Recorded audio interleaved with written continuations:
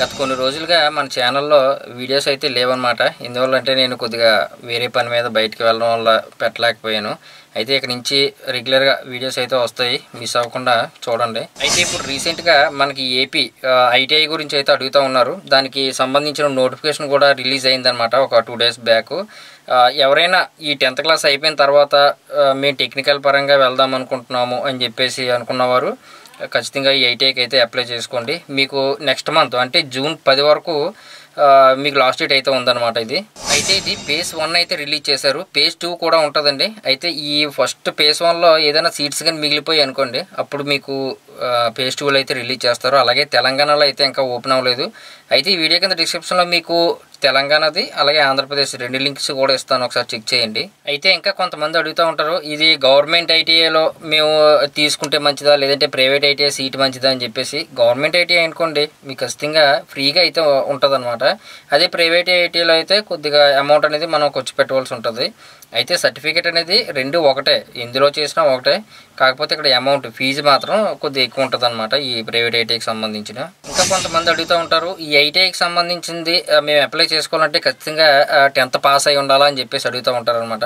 అలా అయితే కాదు, మీరు 8th క్లాస్ నుంచి కూడా ఈ ఐటీఐకి అయితే మీరు షిఫ్ట్ అవ్వచ్చండి, అంటే వెళ్ళొచ్చు అనమాట అప్లై చేసుకొని. వన్స్ ఒకసారి మనం ఆన్లైన్లో రిజిస్టర్ అయిన తర్వాత ఈ కౌన్సిలింగ్ ఏ విధంగా ఉంటుంది అంటే, మనకి అప్లై చేసుకున్న తర్వాత ఒక అప్లికేషన్ ఫామ్ అయితే వస్తుంది అనమాట. వచ్చిన తర్వాత దాంతోపాటు మన Aadhaar card, pan card, caste income, అలాగే ఎస్ఎస్సి హాల్ టికెట్, అలాగే 10th క్లాస్ పాస్ అయిన వాళ్ళు అయితే ఎస్ఎస్సి హాల్ టికెట్ అయితే తీసుకెళ్తారు. లేదు అనుకుంటే మీరు 8th క్లాస్ అనుకోండి, 8th క్లాస్ నుంచి మీరు ఐటీఐకి అప్లై చేసుకుంటే స్టడీ సర్టిఫికేట్ ఇవన్నీ కూడా డాక్యుమెంట్స్ అనేది తీసుకెళ్ళి మీ దగ్గరలో ఉన్న ఐటీఐ సెంటర్ ఏదైతే ఉందో, కాలేజ్ ఏదైతే ఉందో ఆ కాలేజ్కి వెళ్ళి మీరు కౌన్సిలింగ్లో అయితే మీరు పాల్గొనవలసి ఉంటుంది అనమాట. అక్కడ సర్టిఫికేట్ వెరిఫికేషన్కి అయితే మీరు వెళ్ళాలి. అది అయిన తర్వాత మీకు అక్కడ సీట్స్ అయితే ఉంటాయి, మీకు నచ్చిన సీటు ఇందులో తీసుకోవచ్చు. అయితే ఇక్కడ ఎలక్ట్రానిక్స్, తర్వాత ఫిట్టరు, వెల్డరు, తర్వాత ఇవి చాలా ఉంటాయి అన్నమాట. ఇంకా ట్రేడ్స్ అనేది తీసుకోండి, ఎందుకంటే ఐటీఐ అనేది లేకుండా ఏ గవర్నమెంట్ జాబ్ కూడా ఉండదు. కావాలంటే ఐటీఐ మీద ఎన్ని జాబ్స్ ఉంటాయో ఒకసారి చూడండి. ప్రతి జాబ్కి కూడా ఈ ఐటీఐ అనేది కంపల్సరీగా అడుగుతారు. ఎందుకంటే వీళ్ళకి థియరీ కంటే ప్రాక్టికల్ ఎక్కువ ఉంటుంది అనమాట. అంటే చేతిలో వర్క్ అనేది ఖచ్చితంగా వస్తుంది వీళ్ళకి, ఐటీఐ చేసిన వాళ్ళకి. అయితే ఈ నోటిఫికేషన్ ఏపీలో అయితే వచ్చింది. మరి టీఎస్ వాళ్ళు అప్లై చేసుకోవచ్చు అంటే, తెలంగాణ స్టూడెంట్స్ ఎవరైనా ఐటీఐకి పెట్టుకోవాలి అంటే ఇక్కడ ఆంధ్రప్రదేశ్లో అప్లై చేసుకోవచ్చు అంటే అప్లై చేసుకోవచ్చు అనమాట. అలాగే ఈ మీరు ఐటీఐకి సీట్ వచ్చింది అనుకోండి, కాలేజీలో అయితే అలాగే జాయిన్ అవుతారు. జాయిన్ అయిన తర్వాత మీరు కోర్స్ కంప్లీట్ చేసి సర్టిఫికేట్ వస్తుంది. ప్రొవిజనల్ వచ్చిన తర్వాత దాంతోపాటు మీరు అప్రెంటిస్ అనేది ఖచ్చితంగా చేయాలి, లేదంటే ఈ సర్టిఫికేట్కి వాల్యూ అయితే ఉండదన్నమాట. అంటే ఐటీఐ సర్టిఫికేట్ ఏదైతే ఉందో దానికి వాల్యూ కావాలి, దానికి ఒక గుర్తింపు ఉండాలి అంటే అప్రెంటిస్ సర్టిఫికేట్ కూడా దానికి అవసరం.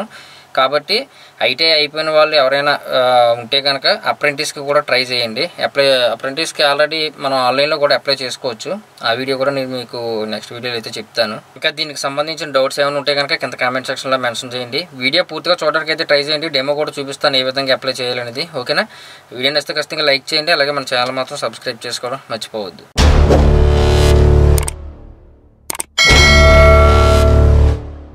ఈ వీడియో కింద డిస్క్రిప్షన్లో మీకు లింక్ అయితే ఇచ్చాను, ఒకసారి చెక్ చేయండి. అయితే మీరు గూగుల్లో ఏపీ ఐటీఐ అని చెప్పేసి మీరు టైప్ చేసిన ఫస్ట్ అయితే లింక్ వస్తుంది అనమాట. దీన్ని క్లిక్ చేసుకోండి. క్లిక్ చేశాక మీరు ఇక్కడ చూడొచ్చు స్టూడెంట్ రిజిస్ట్రేషన్ అని చెప్పేసి ఉంటుంది. దీన్ని మీరు క్లిక్ చేసుకోవాల్సి ఉంటుంది, ఎందుకంటే ఫస్ట్ మనం రిజిస్టర్ అవ్వాలి. ఇక్కడ ఎస్ఎస్సి బోర్డు అని చెప్పేసి అయితే అడుగుతున్నారు. ఇక్కడ ఏదైతే అది పెట్టుకోండి. ఆంధ్రప్రదేశ్ స్టేట్ బోర్డు అని చెప్పేసి ఉంటుంది అనమాట. దీన్ని క్లిక్ చేసుకోండి. అదే తెలంగాణ అయితే తెలంగాణ మీరు క్లిక్ చేసుకోవచ్చు. తెలంగాణ వాళ్ళు కూడా అప్లై చేసుకోవచ్చు అనమాట ఏపీ రిజిస్ట్రేషన్కి సంబంధించి. ఓకేనండి? తర్వాత ఎస్ఎస్సి హాల్ టికెట్ నెంబర్ ఇస్తారు. నెక్స్ట్ ఇయర్ ఆఫ్ పాసింగ్ 2024, లేదంటే ప్రీవియస్గా మీరు పాస్ అయితే ఆ ఇయర్ కూడా ఇవ్వండి. నెక్స్ట్ రిజల్ట్ టైపు మీకు జీపీఏ మార్క్సా అని చెప్పేసి అయితే అడుగుతున్నారు, గ్రేడ్సా మార్క్స్ అని. అది కూడా సెలెక్ట్ చేసుకోండి, క్యాప్చర్ అని ఎంటర్ చేయండి, ప్రొసీడ్ అని చెప్పేసి క్లిక్ చేయండి. క్లిక్ చేయగానే మీకు అప్లికేషన్ అయితే ఈ విధంగా ఓపెన్ అవుతుందండి. డైరెక్ట్గా ఓపెన్ అయిపోతుంది అనమాట, మీరు ఏం చేయాల్సిన లేదు. తర్వాత ఇక్కడ మంత్ పాస్ అని చెప్పేసి అడుగుతున్నారు. మార్చిలోనా లేదంటే సప్లిమెంటరీ, మళ్ళీ రెగ్యులర్ కాకుండా సప్లిమెంటరీలో రాశారని చెప్పేసి అయితే అడుగుతున్నారు. రెగ్యులర్ అయితే మార్చి అని చెప్పేసి పెట్టుకోండి. నెక్స్ట్ ఇక్కడ అప్లికెంట్ నేమ్ అయితే టైప్ చేయవలసి ఉంటుంది. నెక్స్ట్ మొబైల్ నెంబర్ ఇవ్వండి, నెక్స్ట్ డేట్ ఆఫ్ బర్త్ ఇవ్వండి, తర్వాత ఆధార్ కార్డ్ నెంబర్ కూడా ఎంటర్ చేయాలి. నెక్స్ట్ జెండర్ని కూడా సెలెక్ట్ చేసుకోండి. తర్వాత కేటగిరీ అని చెప్పేసి అడుగుతున్నారు, క్యాస్ట్ అనమాట. క్యాస్ట్ని కూడా సెలెక్ట్ చేసుకోండి. నెక్స్ట్ ఇక్కడ ఫాదర్ నేమ్ ఇవ్వాలి, అంటే ఎస్ఎస్సి హాల్ టికెట్లో ఏ విధంగా ఉందో అదే విధంగా ఇవ్వండి. తర్వాత ఇక్కడ ఫిజికల్లీ హ్యాండిక్యాప్డ్ మీకు ఏమైనా డిజేబిలిటీ ఉంటే కనుక ఎస్ అని పెట్టుకోండి, లేదంటే నో అని పెట్టుకోండి. తర్వాత ఇక్కడ మదర్ నేమ్ అడుగుతున్నారు, ఇక్కడ పీడబ్ల్యూడి కేటగిరీ అని చెప్పేసి అయితే అడుగుతున్నారు, నన్ను అని చెప్పేసి పెట్టుకోండి. ఒకవేళ మీరు ఎస్ అని పెట్టుకుంటే బ్లైండా లేదంటే ఏదన్నా ఇయరింగ్ సంబంధించిన డిజేబిలిటీ ఏమైనా ఉందో ఇవన్నీ కూడా పెట్టుకోవాలన్నమాట. తర్వాత ఇక్కడ ఎక్స్ సర్వీస్ మ్యాన్ అని అడుగుతున్నారు, ఎస్ అయితే ఎస్, నో అయితే నో అని చెప్పేసి పెట్టుకోండి. నెక్స్ట్ క్వాలిఫికేషన్ అయితే అడుగుతున్నారు అనమాట. ఇక్కడ ఎస్ఎస్సి పాస్, 8th పాస్ అయిన వాళ్ళు కూడా డైరెక్ట్గా ఐటీఐకి అయితే వెళ్ళొచ్చు అనమాట.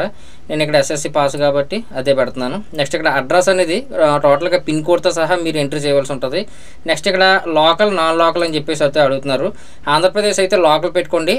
అదే తెలంగాణ వారు ఏపీకి రిజిస్ట్రేషన్ చేసుకున్నారనుకోండి ఐటీఐకి, నాన్ లోకల్ అని చెప్పేసి పెట్టుకోవాల్సి ఉంటుంది. అయితే నేను ఇక్కడ లోకల్ అని చెప్పేసి పెడుతున్నాను. నెక్స్ట్ ఇక్కడ పిన్ కోడ్ అనమాట, పిన్ కోడ్ ఇవ్వండి. నెక్స్ట్ ఈమెయిల్ అడ్రస్ ఇవ్వండి. తర్వాత ఎకనామిక్ వేకర్ సెక్షన్ అని చెప్పేసి అడుగుతున్నారు, అంటే ఈడబ్ల్యూఎస్ సర్టిఫికేట్ ఎవరికైనా ఉంటే కనుక అది ఎస్ పెట్టుకోండి, లేదంటే నో పెట్టుకోండి. తర్వాత ఇక్కడ మనం మార్క్స్ అయితే సెలెక్ట్ చేసాం కదా, కాబట్టి ఇక్కడ ఈ ఫస్ట్ లాంగ్వేజ్ ఎంత వచ్చింది, second language, third language, mathematics, science ఇవన్నీ కూడా ఎన్ని వచ్చాయి అనేది మార్క్స్ అయితే మనం ఎంట్రీ చేయవలసి ఉంటుంది. లాంగ్వేజెస్ కూడా మీకు ఎన్ని 2 లాంగ్వేజెస్ ఉన్నాయా ఎస్ఎస్సిలో, లేదంటే 3 లాంగ్వేజెస్ ఉన్నాయా అనేది ఇక్కడ సెలెక్ట్ చేసుకోవాల్సి ఉంటుంది. టోటల్ మార్క్స్ ఇచ్చేస్తే మీకు ఇక్కడ ఆటోమేటిక్గా కాల్కులేట్ అయితే అవుతుంది అనమాట.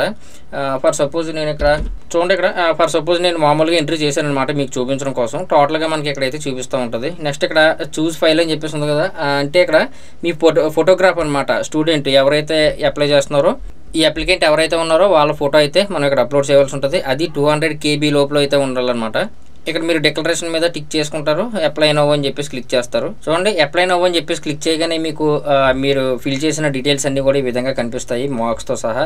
ఇక్కడ ఎస్ఆర్ నో అని చెప్పేసి అయితే అడుగుతున్నారు అనమాట. ఎస్ అని చెప్పేసి మీరు క్లిక్ చేయగానే యూ హ్యావ్ సక్సెస్ఫుల్లీ రిజిస్టర్డ్ అని చెప్పేసి మీకు ఒక ఐడి అయితే వస్తుంది అనమాట. ఇది రిజిస్ట్రేషన్ ఐడి, దీన్ని మీరు ఇక్కడ నోట్ చేసుకోవాల్సి ఉంటుంది. అవసరమైతే దీన్ని మీరు ప్రింట్అవుట్ కూడా తీసుకోండి. అయితే ఇక్కడ నేను బ్యాక్ టు హోమ్ అని చెప్పేసి నేను వచ్చేస్తున్నాను.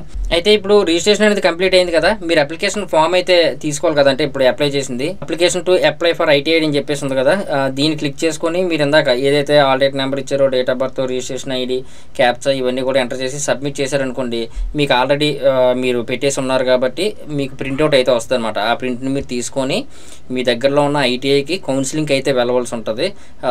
మనకి 10వ తారీఖు వరకు లాస్ట్ డేట్ అయితే ఉంది కాబట్టి 10వ తారీఖు దాటిన తర్వాత. ఓకేనండి, ఇది అప్లై చేసుకునే పద్ధతి అయితే. ఇది phase 1 అనమాట. phase 2 రేపు 10వ తారీఖు దాటిన తర్వాత మళ్ళీ రిలీజ్ చేస్తారు. ఒకవేళ సీట్లు మిగిలితే కనుక, సీట్లు మిగిలితే కాదు ఉంటాయి అనమాట ఖచ్చితంగా, కాకపోతే ఇప్పుడే అప్లై చేసుకుంటే మీకు బెటర్. ఓకేనండి, ఇంకా ఈ వీడియో మీద ఏమైనా డౌట్స్ ఉంటే కనుక కింద కామెంట్ సెక్షన్లో అయితే మెన్షన్ చేయండి. వీడియో నచ్చితే లైక్ చేయండి, అలాగే మన ఛానల్ మాత్రం సబ్స్క్రైబ్ చేసుకోవడం మర్చిపోవద్దు. ఇంకా ఈ వీడియో మీద ఏమైనా డౌట్స్ ఉంటే కనుక కింద కామెంట్ సెక్షన్లో అయితే మెన్షన్ చేయండి. వీడియో నచ్చితే లైక్ చేయండి, అలాగే మన ఛానల్ మాత్రం సబ్స్క్రైబ్ చేసుకోవడం మర్చిపోవద్దు.